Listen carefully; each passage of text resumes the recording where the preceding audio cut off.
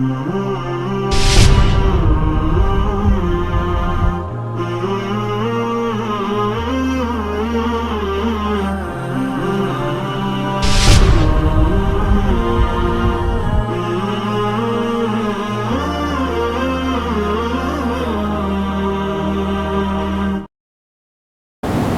let me start with the man.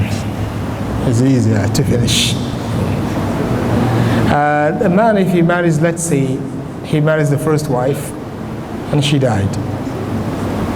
He married 4 wives and they died, all of them. He married again 4 wives and they died. Next time, if any woman will agree to marry him and die, he has another 4, not 5. He married 4 and they die. Let's say it kept on going like this, up to 100 wives, like Sulaiman alayhi salam. Then he died at last. In the hereafter, he will be having 100 wives of dunya. They all be with him in Jannah. They will be his wives. So we're done with the brothers, right? Finish? Inshallah. So the sisters, if a sister married a man, and she dies before him, she will be with him, obviously, like what we mentioned, right? And whether she likes him or she hates him, she will be with him in paradise. He also, whether he likes her or he hates her, he will be with her in paradise. There is Latifa here. One of our scholars in the Islamic University says, there was a scholar long ago, his wife died. When she died, he put her in the grave. And you know, when a scholar lost somebody, who are the audience, the people who will come into his company? So his students right there. So everyone is there watching to see what will be the sunnah, what the sheikh is going to do. After he buried at the sunnah and everything is okay, except one. Then he looked at the grave of that woman and says, Anti talik, anti talik, anti talik. So the student says, Sheikh, what happened? He says, no, don't talk about this. He says, I realize that according to the sunnah, she will be my wife in paradise. I don't like it, it's enough. He said, Sheikh, so why didn't you divorce her long ago? He said, no, I am already used to her problems. So whenever I think of divorce, I would think that she's going to go to one miskin that doesn't know her at all. He will be in trouble. So I decided to stay. Khalas, just let the life live like this. So I think this is exactly like that brother that lost his wife during Hajj. And people see him just relax. I'm telling you, imagine you're in the Hajj, you lost your wife, you will never relax. No Hajj. You understand? But they said this one brother is the exception. He lost his wife and he relaxed. So his friends saw him like as if there is nothing in there. He said, brother, come on, this is your wife. He said, no, guy, please keep quiet. This is the first time in my life I relaxed. So just let me just somehow have some remembrance in my life that yes, there was once in my life that I'm not with her. But this is just an exception. Alhamdulillah, most of the marriages is excellent. In the way you have bad women and you have also bad husbands, it's the same thing. Honestly speaking, they're just equal. But sometimes we, the brothers, we narrate the stories of who?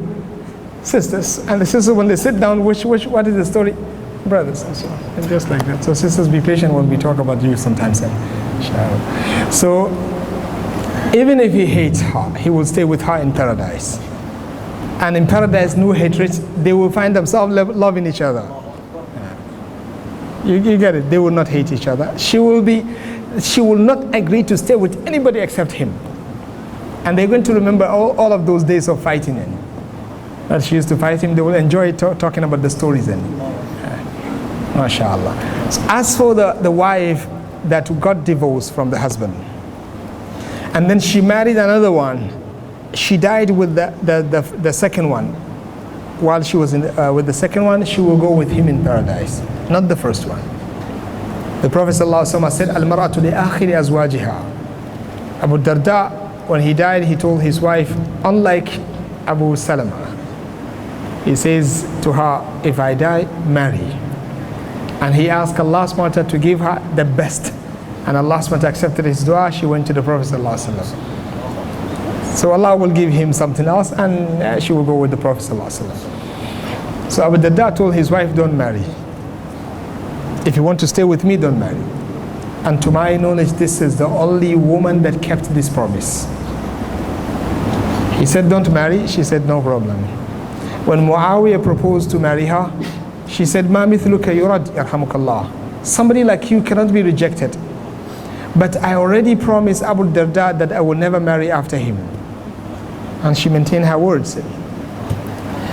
The other one during time of the companions, she was fighting with, she got married to one of the companions, the son of one of the great companions of the Prophet ﷺ. And his religion started becoming very loose. In some countries, I don't want to mention the name because we have some participants here. They said if you marry, you have a week of holiday.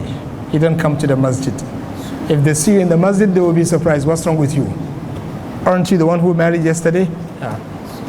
So the father asked him to divorce the wife. He divorced her, the issue becomes worse. So the father asked him to bring her back again. He used to cry for her. So she said, oh, mashallah, you even cry for me? Okay, if this is the case, that means you love me that much. Abu Muhammad says what? لا تقبلن من النساء مودة فقلوبهن سريعة الميل. I did not say this, Abu Muhammad was saying that. And I will not translate it. She says, she gave him all of those sweet and nice words. She said, okay, I will give you something good for you. If you die before me, I will never marry. You and the only one. وحدك لا شريك لك. In this regard. He died, she married who? Umar radiallahu anhu. She forgot. After a few days, khalas, ma salama, inshallah, I wish you all the best.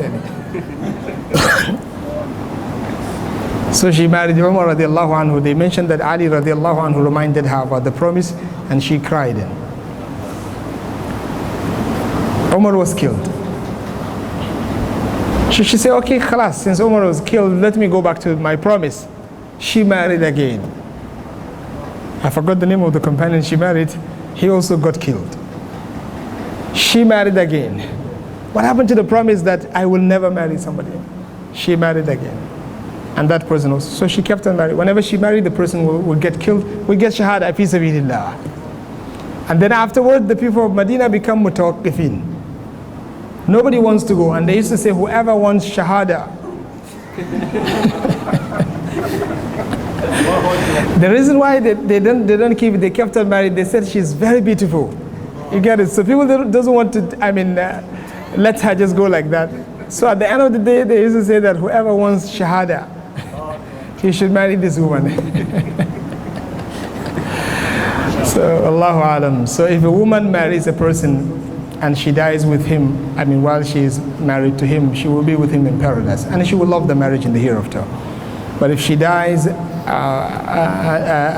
after getting divorced from one person, and then she marries another person, and that person also divorced her, she married without being in a state of marriage. In this case, inshallah, Allah subhanahu wa ta'ala will bring those brothers in the hereafter.